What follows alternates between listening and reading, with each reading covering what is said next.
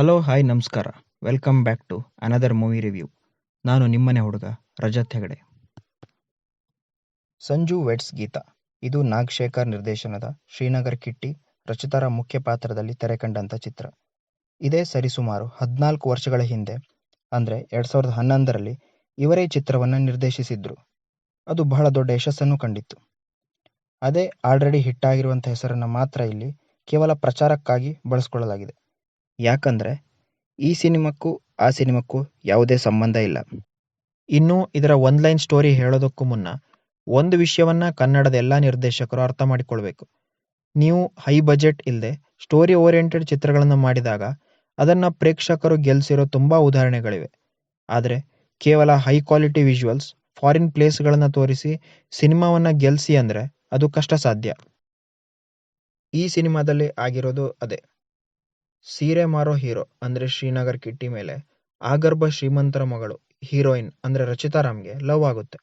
ಮನೆಯವ್ರನ್ನೆಲ್ಲ ಎದುರಾಕೊಂಡು ಮದುವೆ ಆಗೋ ಇವರು ಹೇಗೆ ಲೈಫಲ್ಲಿ ಸಕ್ಸಸ್ ಆಗ್ತಾರೆ, ಇವರಿಗೆ ಬಂದಿರೋ ಪ್ರಾಬ್ಲಮ್ಸ್ನೆಲ್ಲ ಹೇಗೆ ಸಾಲ್ವ್ ಮಾಡ್ತಾರೆ ಅನ್ನೋದೇ ಇದರ ಕತೆ.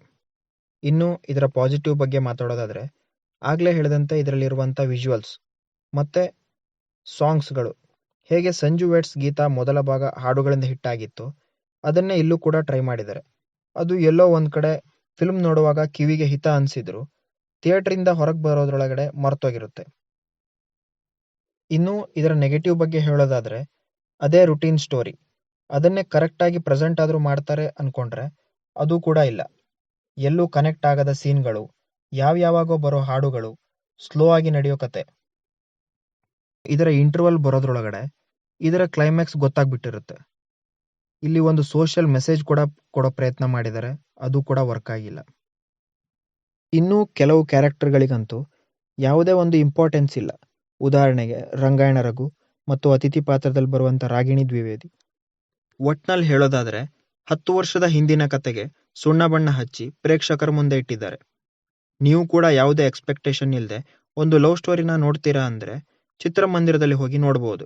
ಹಾಗೆ ಎಲ್ಲ ಕನ್ನಡ ಚಿತ್ರಗಳನ್ನು ನೋಡಿ ಹಾರೈಸಿ ಅಂತ ಹೇಳ್ತಾ ಆದಷ್ಟು ಬೇಗ ಮತ್ತೊಂದು ಸಿನಿಮಾ ಜೊತೆ ಸಿಗ್ತೀನಿ.